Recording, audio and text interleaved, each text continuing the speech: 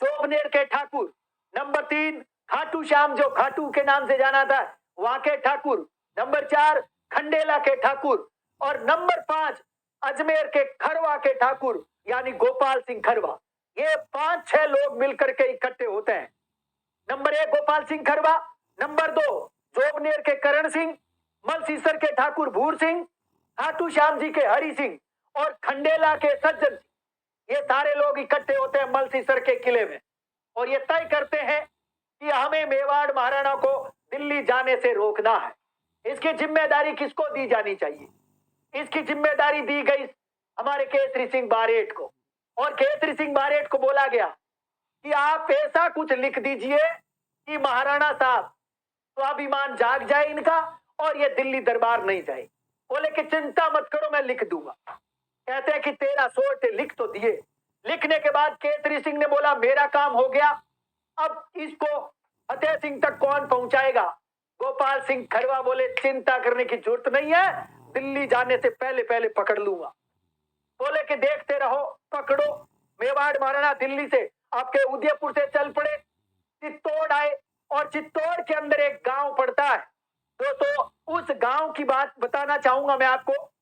उस गांव के बारे में भी मैं आपको डिटेल में बताऊंगा।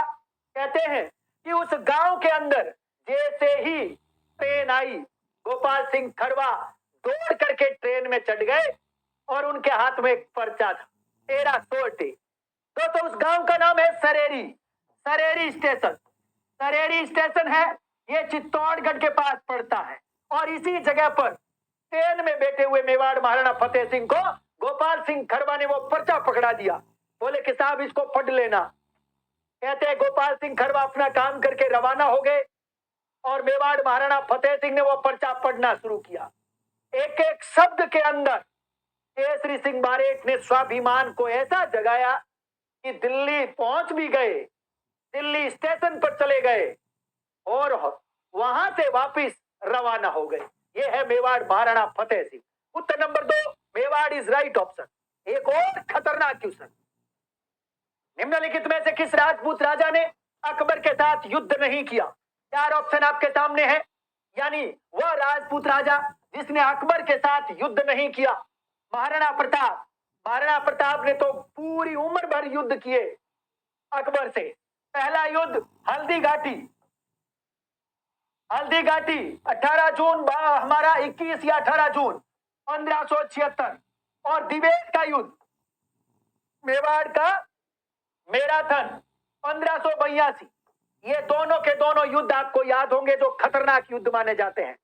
तो इसका उत्तर प्रताप तो नहीं होगा, तो क्या हो सकता है? मोटा राजा उदय सिंह। मोटा राजा उदय सिंह वो व्यक्ति था जिसने एक ही बात बोली थी अकबर को कि जोधपुर तो मोटा मैं हूं। मोटा, मोटा मतलब बड़ा हूं उम्र में सबसे, चाहे चंद्रसेन हो, चाहे जगमाल हो, चाहे राय सिंह हो, मैं सब में बड़ा मैं ही हूं। जोधपुर का राज मुझे मिलना चाहिए था। अकबर बोले कि तू चिंता क्यों करता है, चंद्रसेन से छीन के तेरे को दे देंगे। इस वजह से ये उदय सिंह शुरू से ही अकबर की शरण में चला गया। आपको याद होगा, और अकबर ने ही इसको मोटा राजा की उपाधि दी थी। अच्छा थे मोटा हो गए तो आज के बाद आपको मोटा की उपाधि दी जाती है। इसने कभी भी युद्ध नहीं लड़ा अकबर से। उत्तर नंबर 2 होगा रावचंद्र सेन। अरे ये तो राणा प्रताप का अग्रगामी था, ये तो राणा प्रताप का पथ प्रदर्शक था। अरे ये तो भूला बिसरा इतिहास का राजा है रावचंद्र सेन। आप जानते होंगे कि रावचंद्र सेन के पिता का नाम मालदेव मिलता है, मालदेव का बेटा है, और ये मोटा राजा उदय सिंह का भाई भी है। और आपको याद होगा जब चंद्रसेन राजा बनता है तो बाद में 1570 के अंदर नागौर दरबार होता है। नागौर दरबार में सब राजाओं को बुलाया गया, चंद्रसेन भी पहुंच गए, दरबार में पहुंच गए, बैठे रहे, लेकिन अकबर सिर खुजला रहा था किसका? केवल उदय सिंह का। बार बार सिर पे हाथ फेर रहा था, अरे तू ही है मेरा तो खास। चंद्रसेन को वैल्यू नहीं दी, भाग गया, भाग करके भाद्रा जून वाली पहाड़ियों में चला गया। 2 खतरनाक चीजें हैं चंद्रसेन के लिए, एक है सिवाना, सिवाना, और दूसरी है भाद्रा जून। दोस्तों भाद्रा जून दोनों के बारे में एक तकड़ी बात बता देता हूं। सिवाना वो स्थान है जहां पर इसने चंद्रसेन ने छापामार युद्ध नीति का प्रयोग किया और बाद में आपको याद होगा राणा प्रताप ने भी छापामार युद्ध नीति का प्रयोग किया। चंद्रसेन ने सिवाना की पहाड़ियों से छापामार युद्ध नीति का प्रयोग किया, जबकि जब उसकी सेना बिखर गई थी, सेना कम पड़ गई थी, तो उसने अपनी सेना को इकट्ठा किया, संगठित किया। कहां पर किया? भाद्राजूड़ में किया। ये भी आपको याद रखना चाहिए, ये सेम के सेम क्वेश्चन आते हैं। तो ये तो जीवन भर लड़ता रहा चंद्रसेन, किससे? अकबर से। प्रताप भी जीवन भर लड़ता रहा। आगे बढ़ता हूं। सुल्तान देवड़ा ये भी खतरनाक आदमी था। ये राणा प्रताप का जिगर का टुकड़ा था, यानी आपस में खास दोस्त थे, मित्र थे, दोनों के दोनों, सुल्तान देवड़ा और प्रताप। तो प्रताप का जो दोस्त होगा वो कैसे इसका अधीनस्थ होगा, ये तो आप समझ गए होंगे। युद्ध इसने भी लड़ा। एक बार क्वेश्चन आया आरपीएससी का, दत्तानी का युद्ध कहां लड़ा गया? क्वेश्चन आ चुका है ना। ये वही युद्ध है जिसकी मैं चर्चा करने जा रहा हूं दोस्तों। दत्तानी या दातानी, ये एक ही बात है। दत्तानी या दातानी का युद्ध दोस्तों, यह 17 अक्टूबर को हुआ। यह हुआ 1583 को। यह हुआ अचलगढ़ के पास, अचलगढ़ सिरोही के पास एक गांव है जिसका नाम है दत्तानी गांव। दत्तानी गांव के पास की तलहटी में हुआ, भयंकर युद्ध हुआ। और इस युद्ध में कहते हैं कि अकबर का सेनापति बन के गया जगमाल, और कहते हैं कि मालदेव का एक और बेटा था, उसका नाम भी राय सिंह मिलता है, वो भी गया। जगमाल भी गया, राय सिंह भी गया, और एक व्यक्ति और नाम मिलता है कोल्ली सिंह। ये 3 सेनापति थे अकबर की सेना के। कहते हैं इस युद्ध में तीनों सेनापतियों का इलाज कर दिया सुल्तान देवड़ा ने। ये भयंकर युद्ध हुआ, दत्तानी का या दातानी का युद्ध, रट लेना। और इस युद्ध में सुल्तान देवड़ा जो कि सिरोही का राजा था, ये जीत गया। इतना प्यारा और गजब का क्वेश्चन है दोस्तों। इसमें जगमाल सेनापति बनकर के आया। जगमाल हम जानते हैं कि चंद्रसेन का इनका भाई तो था, अकबर की शरण में गया। तो इसके पीछे भी एक कारण था, जगमाल ही सेनापति बनकर क्यों आया? कहते हैं कि जगमाल की लुगाई थी ना, वो सिरोही के राजा मान सिंह देवड़ा की बेटी थी। मान सिंह देवड़ा की मृत्यु हो गई तो सुल्तान ने क्या कर लिया, सिरोही पर कब्जा और शासन पर गद्दी पर बैठ गया। तो जगमाल की लुगाई के चिंता हो गई, बोले कि मेरा बाप खत्म हो गया तो क्या हुआ, मेरे बाप की जगह पर सुल्तान देवड़ा कैसे बैठ सकता है, युद्ध करने जाओ पति साहब। तो जहां पर जगमाल, राय सिंह और कोली सिंह तीनों सेनापति जाते हैं इस युद्ध में, और हर धड़ से अलग तीनों की। अरे वाह वाह, सुल्तान, सुल्तान का एक नाम सुल्तान देवड़ा मिलता है जो गलत है। इस प्रकार से इस क्वेश्चन का जवाब number 2, Uttar number 2, Bhota Raja Uday Singh is right option. एक और खतरनाक क्वेश्चन आपके सामने, नेहड़ी, कठेर और राठी किस बोली के रूप है? एक है नेहड़ी, दूसरा है कठेर, तीसरा है राठी। किस बोली के रूप है? मेवाती ही उत्तर होगा। हाड़ौती गलत, बागड़ी गलत, मेवाड़ी गलत। उत्तर नंबर 1 मेवाती। दोस्तों हम जानते हैं कि हमारे राजस्थान के अंदर मुख्य थे अलवर और भरतपुर में, अलवर और भरतपुर का वो इलाका जो मेव बाहुल्य है, मेव बाहुल्य है, और यहाँ पर मेव जाति के लोग रहते हैं और उनकी मुख्य बोली है मेवाती। कौन सी है? मेवाती। मेवाती के बारे में 2 चीजें, हरियाणा की एक भाषा है, वैसे देखा जाए तो उसकी चर्चा तो मैं हरियाणवी भी कर सकता हूं, उसे हरियाणवी नाम ले सकता हूं। दूसरा ब्रिज भाषा और तीसरी मरु भाषा, इन तीनों का मिश्रण भी इसमें देखने को मिलता है। लेकिन पश्चिमी हिंदी और राजस्थानी के मध्य सेतु का काम करती है मेवाती। गौर से सुनो, पश्चिमी हिंदी और राजस्थानी के बीच सेतु का काम कौन करती है? मेवाती। और मेवाती के अनेक रूप हैं दोस्तों, नेहड़ी मेवाती, कठेर मेवाती, राठी का दूसरा नाम अहीरवाटी। अहीरवाटी को ही राठी कहते हैं, ठीक है, हीरवाल भी कहते हैं। वैसे देखा जाए तो ये अहीरवाटी उपबोली है, ठीक है। तो इस प्रकार से ये सारी की सारी बोलियां अलवर की है, मुख्यतः मेवाती के उपभाग है, उपबोलियां है ना। तो याद रख सकते हैं इसका उत्तर number 1 Mewati is right option. चलूं आगे, एक और खतरनाक क्वेश्चन, महाराणा प्रताप के समय में चावंड में चित्रित प्रसिद्ध कृति कौन सी है? इतना प्यारा क्वेश्चन पूछा है, जो आज तक नहीं आया वो आज आ गया, जिसके बारे में मैं कई बार पेपर में बताता रहा हूं। अरे छोड़ो, कब आएगा कब आएगा, आज ये क्वेश्चन आ भी गया।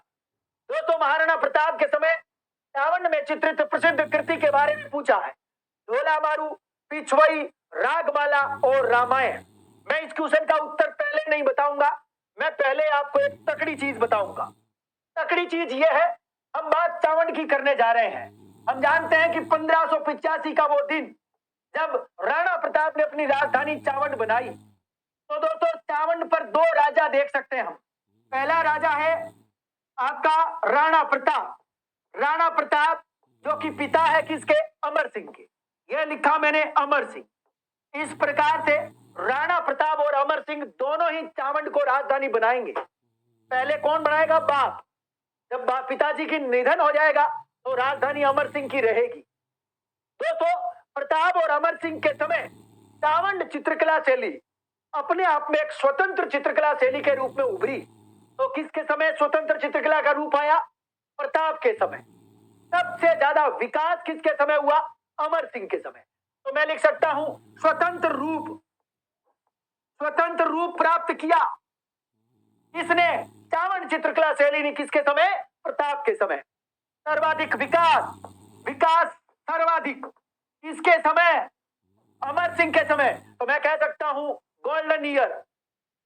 हाँ जी, यानी स्वर्ण काल किसका रहा? गोल्डन पीरियड अमर सिंह का। चावंड चित्रकला शैली।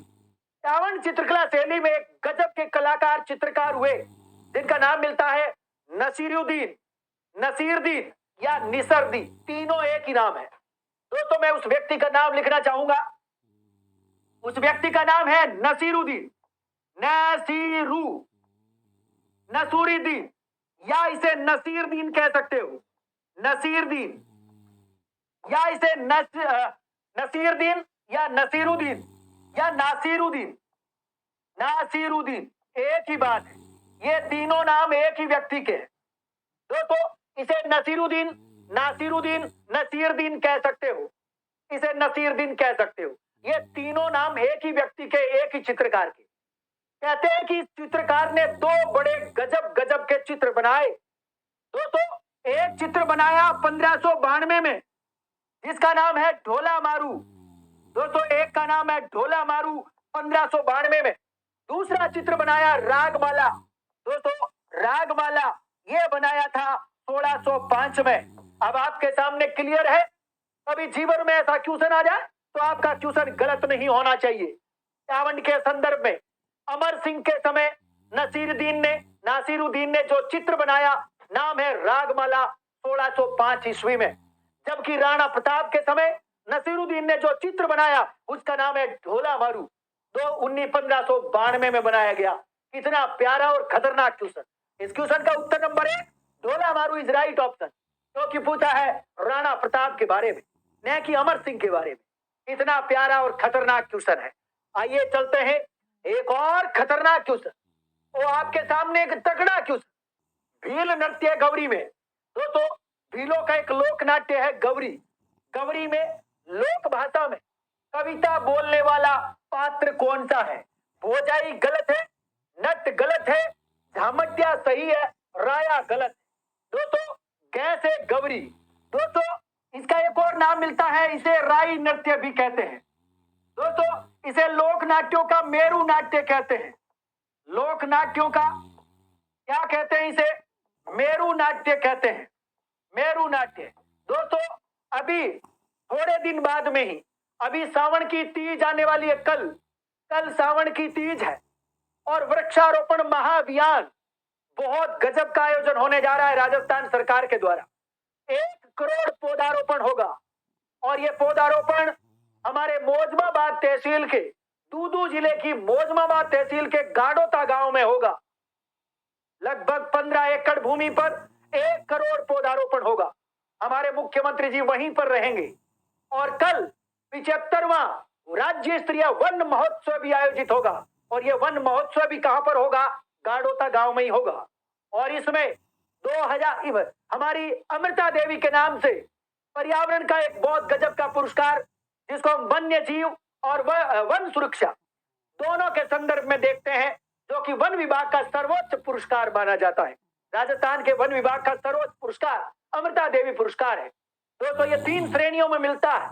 एक संस्था या समिति या ग्राम पंचायत को, दूसरा व्यक्ति विशेष 2 को। एक व्यक्ति जो वन्य जीवों में काम करता है, दूसरा व्यक्ति जो वन सुरक्षा के लिए काम करता है। इस बार एडिशनल डीएसपी पवन कुमार सिंह जो कि कोटा के हैं, उनको इस बार का 2022 का वन सुरक्षा का पुरस्कार मिलने जा रहा है, जो कल मिलेगा। दोस्तों मैं बात यहां पर इसलिए आ गया हूं क्योंकि बात चल रही है, कल हमारी जो तीज है, सावनी तीज की चर्चा इसलिए कर रहा हूं क्योंकि हरियाली अमावस्या पीछे गई है। हरियाली अमावस्या भी सावन के महीने की अमावस्या होती है, जबकि आने वाले कुछ ही दिनों में सावन की पूर्णिमा आएगी। सावन की पूर्णिमा के बाद, सावन की पूर्णिमा को हम रक्षाबंधन मनाएंगे और रक्षाबंधन का अगला दिन होगा भाद्रपद का कृष्ण पक्ष की एकम। तब से शुरू होगा हमारा गौरी। मेवाड़ अंचल के ग्रामीण क्षेत्रों में यदि आप जाएंगे तो इतना गजब का ये लोक नाट्य है। मुझे यदि अवसर मिलता है तो इस बार मैं मेवाड़ के क्षेत्र में इस गौरी के मंचन को जरूर देखने जाऊंगा। ये वास्तव में भीलों का बहुत गजब का लोक नाट्य है। ये भाद्रपद की कृष्ण पक्ष की एकम से शुरू होता है, आश्विन की एकादशी तक चलता है, लगभग 40 दिन तक चलेगा। दोस्तों ये भीलों का एक धार्मिक नृत्य भी है और इसमें मुख्यतः पुरुष ही नृत्य करते हैं। कौन करते हैं? पुरुष ही। अब मैं आगे चलता हूं दोस्तों। यदि कोई आपसे पूछ ले जब गौरी का मंचन शुरू होता है, गौरी का मंचन होगा, यानी इसकी शुरुआत होगी, जो सबसे पहले एक भोपा होगा, भील जाति का भोपा। दोस्तों भील भोपा सबसे पहले, दोस्तों एक गांव पड़ता है जहां पर मिट्टी के खिलौने, मिट्टी की मूर्तियां आदि बनाई जाती है। दोस्तों उस गांव का नाम है मोलेला, जो राजसमंद में है। मोलेला राजसमंद के अंदर दोस्तों एक मोलेला की पहाड़ियां और उन्हीं पहाड़ियों पर एक मंदिर है। उस मंदिर का नाम है, जहां पर माता की मूर्ति है, प्रतिमा है, उस माता का नाम है खेड़ा देवी। दोस्तों भील भोपा, खेड़ा देवी, रट लेना खेड़ा देवी, ये मोलेला राजसमंद में स्थित है। खेड़ा देवी के मंदिर में जाएगा और मंदिर में जाकर के भील भोपा इस गौरी के मंचन की आज्ञा लेगा। माता जी हम आज के बाद हम क्या करने जा रहे हैं? गौरी का मंचन करने जा रहे हैं। आप खेड़ा देवी जी, आप हमें अनुमति प्रदान करें। कौन कहता है? भील भोपा। कौन सी देवी से? खेड़ा देवी से, जहां मका मंदिर है दोस्तों मोलेला राजसमंद में। और ये मंचन शुरू हो रहा है भाई। अब मंचन शुरू हो रहा है भाद्रपद की कृष्ण पक्ष की एकम के दिन, और जिस दिन शुरू होगा, यहां से आज्ञा लेने के बाद 9 लाख देवी देवता, 64 योगिनी, 52 भैरव की पूजा होगी और उसके बाद में मंचन शुरू होगा। चलिए भाई मंचन शुरू करा देते हैं। और यह शिव और भस्मासुर की कथा पर आधारित है। शिव और भस्मासुर की कथा पर आधारित है दोस्तों, कथा पर आधारित है। और कहते हैं कि शिव और पार्वती दोनों के बारे में शिव जी को इसमें पुरिया कहा गया है। शिव जी को क्या कहा गया है? शिव जी जो इसमें पात्र होते हैं, क्योंकि वहां के भील भोपे क्या करते हैं? विभिन्न पात्र धारण करेंगे। कोई पार्वती का करेगा, कोई खड़कुटिया का करेगा, कोई पाट और भोपा का करेगा, कोई झामटिया का करेगा, कोई राई का करेगा, कोई बुढ़िया का करेगा। राई, देखो 2 चीजें यहां पर शिव जी को पुरिया भी कहा गया है और इसे बुढ़िया भी कहा गया है। बुढ़िया, जबकि राई पार्वती को कहा गया है। राई किसको? पार्वती को। ठीक है। और इस पूरी लोक नृत्य में मुख्य सूत्रधार जो होता है वो होता है मस्करा करने वाला, जिसको हम खड़कुटिया कहते हैं। खड़कुटिया दोस्तों, खड़कुटिया, ये मस्करा होता है। मस्करा बीच बीच में जो मस्करे लगाता है ना, वो मस्करा, ये मुख्य सूत्रधार होता है। जबकि कविता बोलने वाला, कविता का पाठ करने वाला झामटिया होता है। कविता का पाठ करने वाला झामटिया। इसमें राई कितनी होती है? दो राइयां होती है। यानी राई का मतलब यहाँ पर पार्वती भी है लेकिन मोहिनी भी है। दो राइयां होती है ना, दो राइयां, एक पार्वती और एक मोहिनी। ये गजब का लोक नाट्य है। मैं चाहता हूं इस बार मेवाड़ का कोई व्यक्ति, मेवाड़ के ग्रामीण अंचल के विद्यार्थी जो मुझे जानते हैं, आप मुझे जरूर बुलाइएगा और मैं देखना चाहता हूं आपके गांव में ये किस प्रकार का मंचन होता है। वैसे तो वीडियो बहुत देखे हैं लेकिन जो आनंद प्रत्यक्ष देखा जाता है उसके तो आनंद ही कुछ और होते हैं। चलिए भाई, इस प्रकार से आगे बढ़ता हूं अगले क्वेश्चन की ओर। एक और खतरनाक क्वेश्चन, इसे कहते हैं गुरु ज्ञान पब्लिकेशन जिंदाबाद। दोस्तों, क्वेश्चन आपके सामने स्क्रीन पर है। राजस्थान यूनियन बनाने के उद्देश्य से किस राज्य के शासक ने 25 और 26 जून 1946 को राजाओं का एक सम्मेलन बुलाया? उदयपुर के महाराणा भूपाल सिंह ने बुलाया और इन्होंने ही अपना संवैधानिक सलाहकार के.एम. मुंशी को बनाया। दोस्तों, और इन्होंने किस किस को बुलाया? इसने मालवा के राजाओं को, गुजरात के राजाओं को और राजपुताने के राजाओं को बुलाया था। कहां पर बुलाया? उदयपुर में। Very important. कोटा के महाराज भीम सिंह ने हाड़ौती संघ बनाने का निर्णय लिया और डूंगरपुर के महाराज लक्ष्मण सिंह ने वागड़ संघ बनाने का निर्णय लिया। जयपुर के महाराजा मान सिंह ने अपने प्रधानमंत्री यानी दीवान को वीटी कृष्णामाचारी को बोला कि राजस्थान के राजपुताने के राजाओं को बुलाओ, सम्मेलन आयोजित करो, हम राजपुताना यूनियन बनाना चाहते हैं। इस प्रकार से इस क्वेश्चन का जवाब नंबर 1 बिल्कुल सही होगा। एक और खतरनाक क्वेश्चन, बाबूजी की कथा के साथ कौन सा लोक वाद्य जुड़ा हुआ है? 4 ऑप्शन आपके सामने। रावण हत्ता, पुंगी, भपंग और सेनाई। उत्तर नंबर 1 रावण हत्ता। दोस्तों, ये बाबूजी है। हम जानते हैं कि राजस्थान में 5 पीर है। पीर यानी वो ऐसे लोक देवता है जिनको हिंदू के साथ साथ मुस्लिम भी मानते हैं, इसलिए उनको पीर का रूप दिया गया है। मुस्लिम उनको पीर के नाम से जानते हैं और पीर के रूप में पूजा करते हैं। नंबर 1 पैसे पाबू, नाम लग गया पाबू पीर। है से हड़बूजी, हड़बूजी पीर। मैं से मेहाजी, मेहाजी पीर। रे से रामदेव जी, रामसा पीर। गै से गोगा जी, गोगा पीर या जाहर पीर। ये है पंच पीर और इनमें से नाम है बाबूजी। ये बाबूजी वो व्यक्ति है जिसने अपने खुद के जीजा जिंदराव खिंची, जो कि जायल नागौर के राजा थे, उनसे युद्ध लड़ लिया। इसके लिए देवल चारणी की गायों को बचाने के लिए। और दोस्तों, तकड़ी बात देखो, केसर कालमी घोड़ी लेकर के चले गए थे देवल चारणी की, और ये गए थे कहां? तू प्यार दे से शादी करने। सोडी, सोडी जिनको हम सोडी भी बोलते हैं और सुप्यार दे भी बोलते हैं, कुल्लम दे भी बोलते हैं, 3 नाम है इनकी पत्नी के। ठीक है, पाकिस्तान के अंदर चले गए थे। वहां जाकर के इन्होंने फेरे ले रहे थे। चौथे फेरे में वो जो केसर कालमी घोड़ी है वो क्या करने लगी? जोर जोर से, क्या बोलते हैं उसको? भिन भिनाना बोलते हैं क्या? भिन हिनाना या भिन भिनाना? मधुमक्खियां भिन भिनाती है, घोड़ी हिन हिनाती है और गाय रंभाती है। मुझे लगता है ये सही है। दोस्तों, इस प्रकार से हिन हिनाने लगी तो बाबूजी को पता चल गया कि दाल में कुछ काला हो गया है, पेपर आउट हो गया है, जल्दी चलो। तो यहां से रवाना हो गए और आकर के जिंदराज खिंची से युद्ध किया और गायों को छुड़ाया। दोस्तों, इनके 5 सहयोगी थे, इनके 5 सरदार थे सहयोगी, जिन पर क्वेश्चन बार बार आता है। एक का नाम मिलता है चांदो जी। दोस्तों, चांदो जी, हरमल जी, क्वेश्चन आ चुका, ध्यान रखना। हाँ जी, डेमा जी, सलखा जी, सलखा जी, हाँ जी, सलखा, चांदो जी, हरमल, डेमल और सलखा जी। और एक का नाम मिलता है से सलखा से सावंत जी। से सलखा से सावंत जी। सलखा जी, सावंत जी, चांदो जी, हरमल जी, डेमा जी, ये इनके 5 सहयोगी, याद रखना, वेरी इंपोर्टेंट। ठीक है, सलखा जी का दूसरा नाम सल जी भी मिलता है, इन्हें सल जी के नाम से भी जानते हैं। सलखा जी या सल जी, सावंत जी, डेमा जी, हरमल जी, चांदो जी, ये 5 सहयोगी थे। और दोस्तों, थोड़ी जाति के 2 भाइयों को शरण दी थी बाबूजी ने।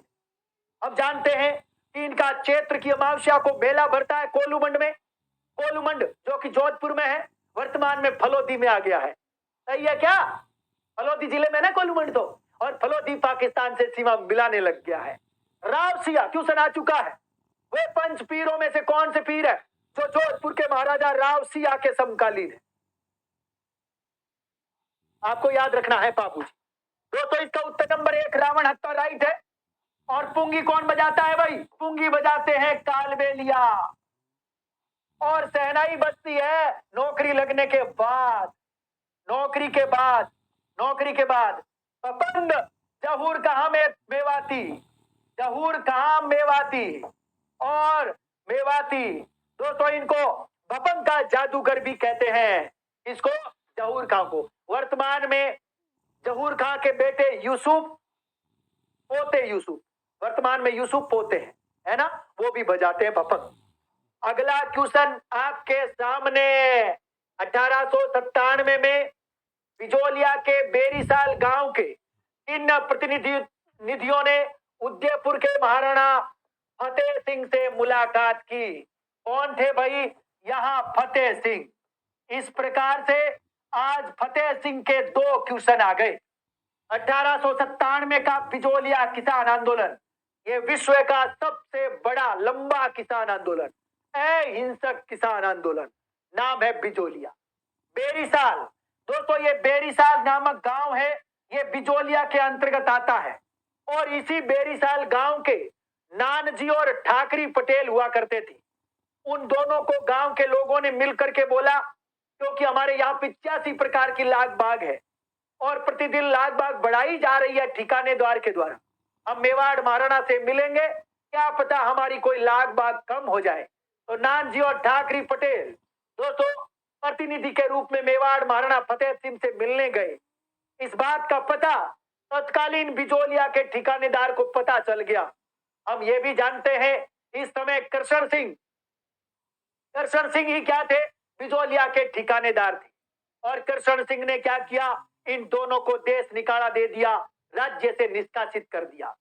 मेवाड़ महाराणा को बोला कि ये आदमी बड़े खतरनाक है, हमारा राजकोष खत्म करवा के रहेंगे, इनको निकाल दो। नानजी और ठाकरी पटेल को निकाल दिया गया। आगे चल करके चमरी कर लगाया, आपको याद होगा, बेटी के विवाह पर, वही कृष्ण सिंह, लेकिन वो मर गया 1906 में। उसके बाद में पृथ्वी सिंह बनता है, वो तलवार बंधाई लगाता है। दोस्तों ये बिजोलिया किसान आंदोलन 3 चरणों में संपन्न हुआ। एक तकड़ी बात जो आपको जाननी चाहिए, गजब की बात बताने जा रहा हूं, वो ये है कि दोस्तों बिजोलिया के अंदर जो बिजोलिया जगह है, ये ठिकाना था और इसका एक गांव था बेरीसाल। ये वही गांव है जहां पर विजय सिंह पथिक आए थे 1916 में। 1916, 1917 यानी लगातार 2 साल तक उनकी आवाजाही रही थी बेरीसाल गांव में विजय सिंह पथिक की। इसी गांव में आए थे और बेरीसाल गांव में रुक करके साधु सीताराम दास को बोला कि यार मैं कुछ करना चाहता हूं, इस आंदोलन को लंबा खींचना चाहता हूं, इसको बहुत ज्यादा उग्र करना चाहता हूं, पूरे देश में फैलाना चाहता हूं। तो साधु सीताराम दास ने बोला कि साहब मैंने तो बुलाया आपको इसलिए था, इसको संभालो आप बिजोलिया किसान आंदोलन को। किसके बुलाने पर विजय सिंह आए? साधु सीताराम दास के। कब आए? 16 में। नेतृत्व कब संभाला? 16 में। और बिजोलिया वैसे देखा जाए तो ऊपर माल जो पठारी प्रदेश है उसी का हिस्सा माना जाता है बिजोलिया। कहते हैं कि यहां पर बेरीसाल गांव के अंदर इस पूरे किसान आंदोलन को संचालित करने के लिए, इसकी गतिविधियों पर नियंत्रण रखने के लिए और इस किसान आंदोलन को कैसे गति दी जाए, इसके लिए एक बोर्ड का गठन किया गया जिसका नाम है ऊपरमाल पंचायत बोर्ड। दोस्तों ऊपरमाल पंचायत बोर्ड, जिसको हम ऊपरमाल किसान बोर्ड के नाम से भी जानते हैं, किसान बोर्ड, ऊपरमाल किसान बोर्ड या ऊपरमाल पंच बोर्ड, पंचायत बोर्ड। और इस बोर्ड की स्थापना कहां हुई? दोस्तों बेरीसाल गांव में 1917 में। और इसी का अध्यक्ष मन्ना पटेल को बनाया गया। कितने मेंबर थे इस पूरी कमेटी में, बोर्ड में? 10 और 3 13, रट लेना। अगला क्वेश्चन आपके सामने, क्या गजब का क्वेश्चन है, वाह रे वाह। भीम भड़क तेल चित्र पूरा स्थल कहां स्थित है? भीम भड़क, नाम है भीम और भड़क, तेल चित्र पुरातात्विक स्थल जयपुर में, बूंदी में, अलवर में, जोधपुर में, उत्तर नंबर 3 जोधपुर। नाम देखो, यहां पांडव भीम से संबंधित है, भीम भड़क, भीम भड़क गया, नाम भीम भड़क है, तेल चित्र पूरा स्थल है। दोस्तों ये जोधपुर में है। ये लगभग 8,000 साल पुराने हैं, 8,000 वर्ष पुराने। दोस्तों, ये हम जानते हैं कि जोधपुर के अंदर एक झील है, कायलाना झील। कायलाना झील, कायलाना झील के किनारे, झील के पास एक पहाड़ी पर है, एक पहाड़ी पर दोस्तों ये भीमबड़क नामक शैल चित्र है। कहते हैं ये महाभारत कालीन हो गए।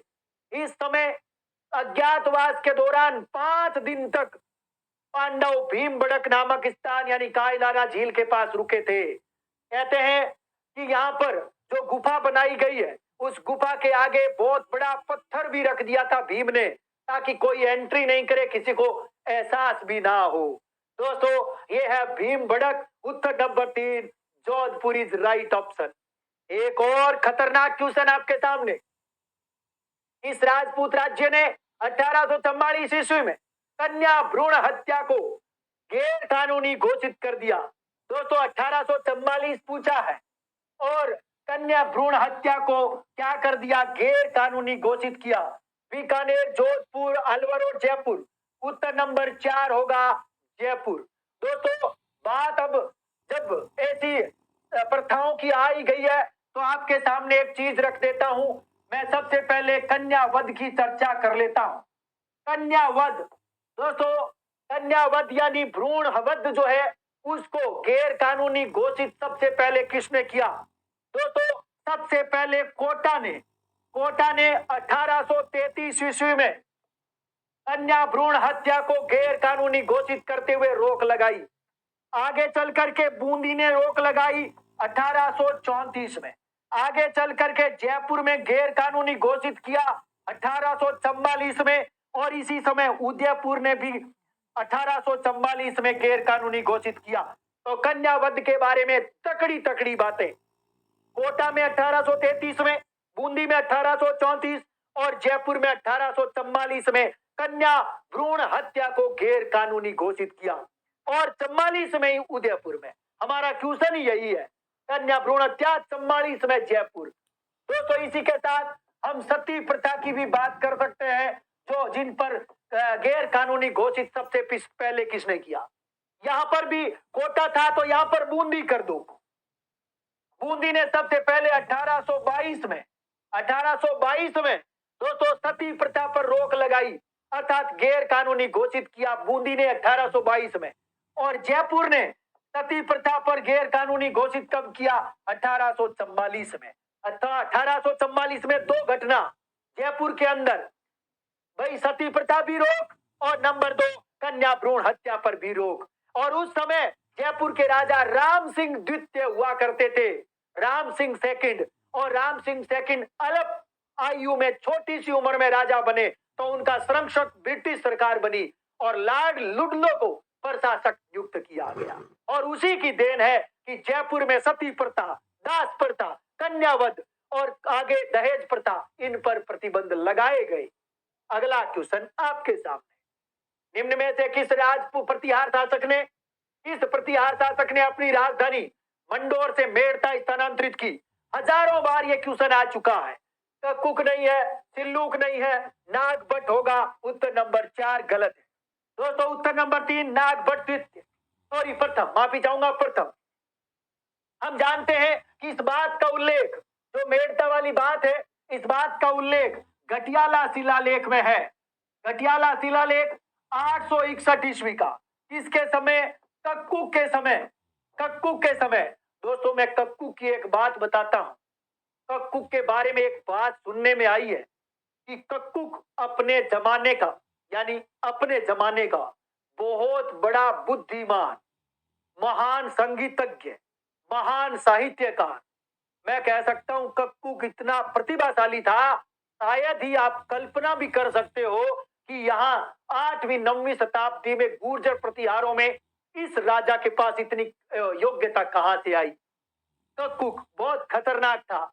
और कक्कुक के समय घटियाला शिलालेख, जो साफ साफ कहता है नागभट्ट प्रथम, जिसका एक और नाम मिलता है नाहड़। दोस्तों, नागभट्ट प्रथम का एक और नाम मिलता है नाहड़।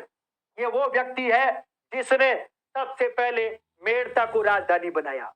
मेड़ता के बाद में क्योंकि सबसे पहले इसकी राजधानी कौन होगी?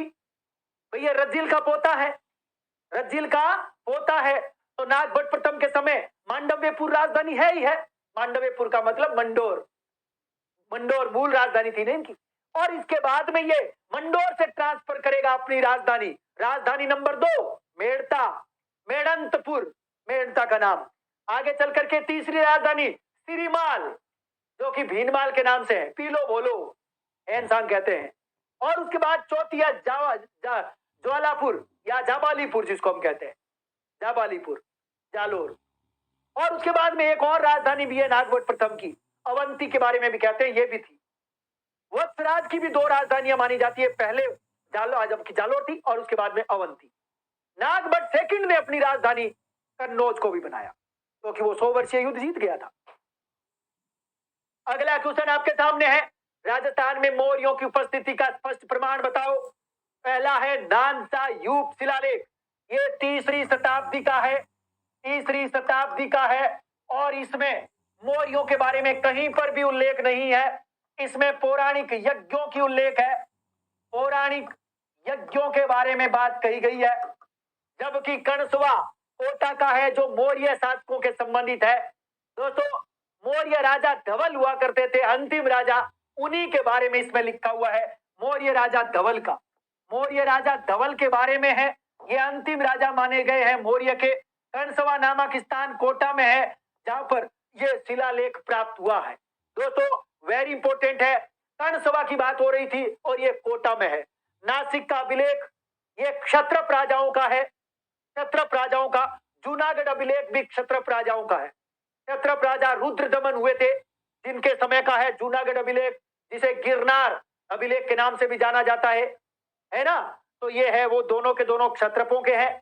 तो मैं यहां से ये कहना चाहता हूं कि कणसवा का शिवालय जो है कोटा में है, मौर्य राजा धवल के बारे में इसमें जानकारी मिलती है। इस क्वेश्चन का जवाब नंबर 2, क्योंकि मौर्यों की उपस्थिति के बारे में क्वेश्चन पूछा गया है, बिल्कुल सही है। अगला क्वेश्चन आपके सामने है, बूंदी दुर्ग में रंग विलास नामक चित्रशाला का निर्माण किस शासक के काल में हुआ? 4 ऑप्शन आपके सामने है। दोस्तों, बूंदी दुर्ग के अंदर रंग विलास अर्थात नामक चित्रशाला, यानी रंग विलास नामक एक चित्रशाला थी, का निर्माण किस शासक के काल में हुआ? राव अर्जुन हाड़ा गलत है, बुद्ध सिंह हाड़ा गलत है, बेरीसाल गलत है। उत्तर नंबर 4 महाराव उमेद सिंह होगा। दोस्तों, मैं सबसे पहले आपको एक बात बताना चाहता हूं। कहते हैं कि बूंदी के एक राजा हुए थे सुरजन सिंह, इसमें नहीं है, इसमें नहीं है। मैं नाम बताऊंगा, सुरजन हाड़ा। सुरजन हाड़ा वो व्यक्ति है जिनके बारे में कहते हैं कि अकबर ने इनको सवाई राजा की उपाधि दी थी। अकबर ने कौन सी उपाधि दी थी? सवाई। ये वो व्यक्ति है जिसके पास में रणथंबोर का किला हुआ करता था। रणथंबोर, रणथंबोर का किला इसके पास था।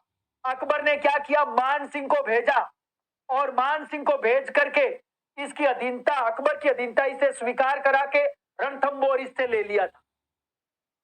यहां तक किसी को दिक्कत नहीं है। अब मैं सुरजन हाड़ा के एक बेटे की चर्चा करने जा रहा हूं, जिसका नाम मिलता है रतन सिंह। रतन सिंह हाड़ा चित्रकला में बहुत गजब का नाम है उसका। रतन सिंह बीकानेर में भी हुए, उनके नाम से रतन बिहारी पार्क बना हुआ है। वो राठौड़ वंशीय थे, जबकि मैं रतन सिंह की बात कर रहा हूं सुरजन हाड़ा के बेटे की। ये हाड़ा वंश के राजा थे, चित्रकला के बहुत बड़े प्रेमी थे। अकबर के बाद में बेटा होता है अकबर का जहांगीर। जहांगीर सुरजन हाड़ा को एक पद देता है, उपाधि देता है चित्रकला में अद्भुत काम के कारण, सर बुलंद राय, क्योंकि जहांगीर भी गजब का चित्रकार था। सर बुलंद राय उपाधि किसको मिलती है? सुरजन हाड़ा के बेटे रतन सिंह को। यहां तक किसी को कोई दिक्कत नहीं है। अब मैं थोड़ा और आगे बढ़ता हूं दोस्तों, आगे बढ़ता हूं। रतन सिंह के बाद की बात करूंगा। रतन सिंह के बाद में बूंदी का एक राजा होता है, जो चित्रशाला नामक एक वैसे देखा जाए तो एक बिल्डिंग है, एक भवन है, जिसको रंग महल के नाम से जाना जाता है। दोस्तों, रंग महल, रंग महल नामक एक भित्ति चित्रण से सुसज्जित रंग महल, यानी एक महल है। अभी आपको क्या करना है? रंग महल याद करना है। एक महल है, महल है, उसका नाम रंग महल है, बस इतना याद रखो। यानी ये जो मैं अभी पढ़ा रहा हूं एक कमरा है, इस कमरे का नाम एक बार के लिए रंग महल याद रखो। रंग महल का निर्माण छत्रसाल ने करवाया। दोस्तों इसका निर्माण किसने कराया? छत्रसाल ने। छत्रसाल के मर जाने के बाद राजा बनते हैं उमेद सिंह। उमेद सिंह राजा बनेंगे और इस रंग महल के अंदर बहुत ही गजब का भित्ति चित्रण करवाएंगे। इस रंग महल के अंदर गजब का भित्ति चित्रण कराएंगे। क्या कराएंगे? भित्ति चित्रण। और भित्ति चित्रण कराएंगे अर्थात मैं कह सकता हूं भित्ति चित्र का स्वर्ग बन जाएगा, जिसका नाम रखा है चित्रशाला। क्या नाम रखा है? चित्रशाला। अर्थात दूसरा नाम क्या है इसका? रंग विलास। रंग विलास यानी आपको याद रखना है एक बहुत बड़ा महल है, उस महल का नाम है रंग महल। रंग महल का निर्माण छत्रसाल ने कराया और इस रंग महल के अंदर भित्ति चित्रण से सुसज्जित चित्रशाला, जिसका दूसरा नाम है रंग विलास, ये किसने बनाया? ये उमेद सिंह ने। तो ये दो अलग अलग बातें हैं, याद रख लेना। रंग महल का निर्माण छत्रसाल ने और रंग महल के अंदर भित्ति चित्रण से युक्त ये चित्रशाला या रंग विलास किसने बनाई? उमेद सिंह ने। ये दो बातें अलग अलग याद रखें। निम्न में से कौन सा उत्पादक क्षेत्र और खनिज सुमेलित नहीं है? चार ऑप्शन आपके सामने है। ख से खो दरीबा, सीसा और जस्ता गलत हो गया। खो दरीबा में तांबा मिलता है, तांबा मिलता है, यही गलत है। और यहाँ खो दरीबा अलवर में है, अलवर में है, जहां पर भगोनी भी है, भगोनी भी है, जो कि तांबे का बहुत बड़ा निक्षेप है, भगोनी में और खो दरीबा में। साथ ही साथ मैं कह सकता हूं एक भगत का बास पड़ता है, भगत का बास, ये भी अलवर में है। ठीक है, भगत का बास भी अलवर में है, भगोनी ये अलवर में, खो दरीबा भी अलवर में, तांबे के निक्षेप है। तो पहला ही ऑप्शन गलत है। चंपागुड़ा बेरिलियम बिल्कुल सही है। दोस्तों राजसमंद के अंदर चंपागुड़ा नामक एक जगह है।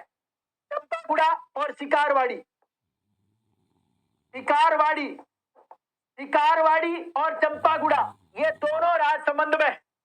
दोनों के दोनों कहां है? राजसमंद में है, जहां पर क्या मिलता है? बेरिलियम। Very important.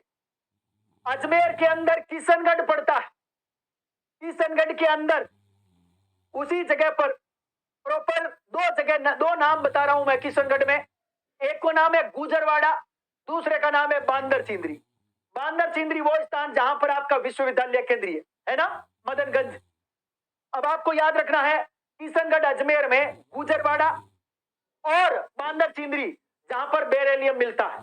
ठीक है दोस्तों, एक है बूचारा। बूचारा नामक स्थान कहां पर पड़ता है? सांवलपुरा और बूचारा, ये दोनों के दोनों सीकर में है। दोस्तों सांवलपुरा, सांवलपुरा, बूचारा और चुरला, दोस्तों ये तीनों के तीनों सीकर में है। ये तीनों के तीनों सीकर में है। बूचारा, सांवलपुरा और चुरला ये सीकर में है और इन तीनों स्थानों पर भी बेरिलियम मिलता है। तो दोस्तों बेरिलियम कहां? सीकर के बूचारा, सांवलपुरा और चुरला में, अजमेर के किशनगढ़ के गुजरवाड़ा में और बांदर सिंदरी में बेरिलियम, और राजसमंद के चंपागुड़ा में और शिकारवाड़ी में बेरिलियम। रट लो। लीलवानी मैग्नीज बांसवाड़ा में, मोरीजा बानोल जयपुर में लोहा मिलता है, आमोद में, चोमू में और मोरीजा बानोल तीनों जयपुर में, जहां पर लोहा मिलता है। नीमला रायसेला और रतनपुरा दौसा में लोहा मिलता है। हुंडेर और नाथरा की पाल उदयपुर में लोहा मिलता है। खेल खत्म। आगे बढ़ते हैं। राजस्थान के किस क्षेत्र में उपोष्ण कटिबंधीय सदाबहार वनस्पति? कल रात कोई चर्चा करके गए, मैं ये नहीं कहूंगा कि आपको नहीं आता, आपको आता है, लेकिन हम जब एक नया विद्यार्थी जो कि बिहार का है, उत्तर प्रदेश का है, उसने मेरी कल रात को क्लास देखी और अगले दिन उसका हूबहू क्वेश्चन आ जाए, इससे ज्यादा क्या खुशी होगी उस बच्चे को? Same question. मुझे पता है अब तो नॉलेज है आपको तो, लेकिन मैं उस विद्यार्थी की बात कर रहा हूं जिसने जीके पढ़ाई नहीं, और पहले दिन मैंने पढ़ाया और अगले दिन सेम क्वेश्चन आ गया। उष्ण कटिबंधीय सदाबहार वनस्पति Kumbhalgarh, Siliserh, Mount Abu is right option. दोस्तों राजस्थान के अंदर टोटल वनों का 0.39 यानी 0.39% जो वन है वो है आपके उपोष्ण कटिबंधीय सदाबहार वनस्पति। वेरी इंपॉर्टेंट है। ठीक है, ये उपोष्ण क्यों हुए? हम जानते हैं कि राजस्थान का ये हिस्सा यहां से ये डूंगरपुर और ये बांसवाड़ा, यहां से कर्क रेखा गुजरती है। कर्क रेखा के ठीक नीचे उष्ण कटिबंध है, कर्क रेखा से ऊपर उपोष्ण कटिबंध है, ये हम जानते हैं। आपसे कोई पूछे कि सदाबहार वनस्पतियां जो कि माउंट आबू में मिलती है, ये मुख्यतः कितनी औसत ऊंचाई पर मिलती है? 700 से 800 मीटर। 700 से 800 मीटर पर। कितनी बारिश प्राप्त करती है? 150 सेंटीमीटर। रट लो, गजब का क्वेश्चन। एक और खतरनाक क्वेश्चन, निम्नलिखित नदियों में से जल ग्रहण क्षेत्र का सही अवरोही क्रम क्या होगा? दोस्तों, ये जल ग्रहण क्षेत्र पूछा गया है, ये कैचमेंट एरिया पूछा है। देखो, ये रहा कैचमेंट एरिया। दोस्तों, एक होता है अपवाह क्षेत्र, अपवाह क्षेत्र को ड्रेनेज एरिया बोलते हैं। एक होता है जल ग्रहण क्षेत्र, जिसको कैचमेंट एरिया बोलते हैं, यानी जल ग्रहण, कैचमेंट। अपवाह यानी ड्रेनेज, दोनों में अंतर है। ये क्वेश्चन पूछ रहा है कि जल ग्रहण क्षेत्र यानी कैचमेंट एरिया का घटता क्रम बताना है, अवरोही क्रम बताना है। अवरोही यानी घटता क्रम। बनास, माही, लूणी, बाणगंगा। दोस्तों, इसके बारे में आपको कुछ नहीं याद करना था, एक सिंपल शब्द याद करना है, बलूचमा। बेलूचमा यानी ये जल ग्रहण क्षेत्र का है, कैचमेंट एरिया का। आप जल ग्रहण क्षेत्र को जल भराव क्षेत्र भी बोल सकते हो, आप जल भराव क्षेत्र भी बोल सकते हो, आप कैचमेंट एरिया बोल सकते हो, जल ग्रहण क्षेत्र या जल भराव। बलूचमा याद करना है। इस बी का मतलब क्या है? बनास। लू का मतलब लूणी, कै का मतलब चंबल, मां का मतलब माही। तो हमारे पास में बनास भी है। दोस्तों, वैसे बनास 1 नंबर पे, लूणी 2 नंबर पे, कै का मतलब चंबल हमारे पास ऑप्शन नहीं है, माही 3 नंबर पे, अपने आप ही बाणगंगा 4 नंबर पे हो गई। दोस्तों, इसमें उत्तर होगा आपका 1 3 2। 1 3 2 घटता क्रम बताना है।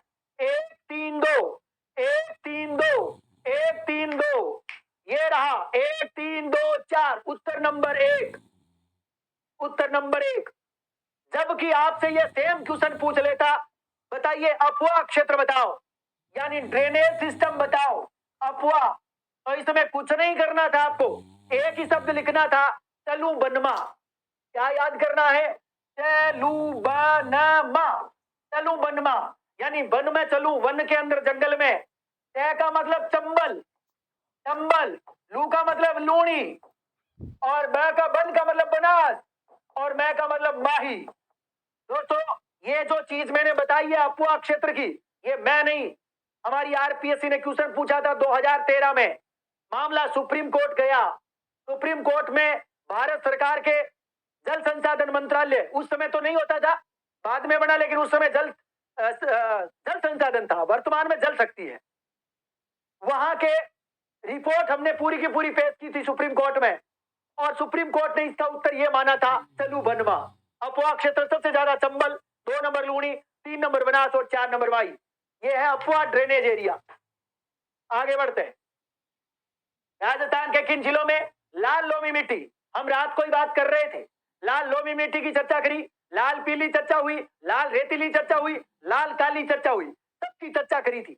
लाल लोमी मिट्टी वो मिट्टी है, वो मिट्टी जो कि डूंगरपुर और बांसवाड़ा में देखने को मिलती है। यहाँ पर मुख्यतः मक्का, गन्ना, कपास, चावल, ये फसलें होती है, राजस्थान के डूंगरपुर और बांसवाड़ा में देखने को मिलती है। तो इसका उत्तर क्या होगा भाई? उदयपुर और Dungarpur is right option. Udaipur और Dungarpur is right option, 1 number option बिल्कुल सही है। और ग्रेनाइट, नीस और क्वार्टजाइट चट्टानों के घिसने से बनती है, बता रखा है ना। लाल लोमी मिट्टी, जिसे लाल दोमट मिट्टी भी कहते हैं, ग्रेनाइट, नीस और क्वार्टजाइट से बनती है। अगला खतरनाक क्वेश्चन आपके लिए, क्या गजब का क्वेश्चन बनाया रे वाह पेपर सेटर। इस बार पेपर सेटर को मैं सैल्यूट करता हूं, गजब का पेपर बनाया। क्वेश्चन देख, आपको आनंद आ जाएगा। कथन नंबर 1, राजस्थान में भूजल स्तर निरंतर गिर रहा है। बिल्कुल सही बात है, राजस्थान में ग्राउंड वाटर का लेवल जो है वो लगातार गिर रहा है। बिल्कुल सही बात है, एकदम सही है। रीजन क्या है? वर्षा की कमी है और अत्यधिक भूजल दोहन इसके लिए उत्तरदायी है। बिल्कुल सही है, वर्षा नहीं हो रही तो किंचित भाई पानी क्या नहीं हो रहा? संचय नहीं हो रहा, बारिश नहीं होगी तो। और दोहन ज्यादा हो रहा है।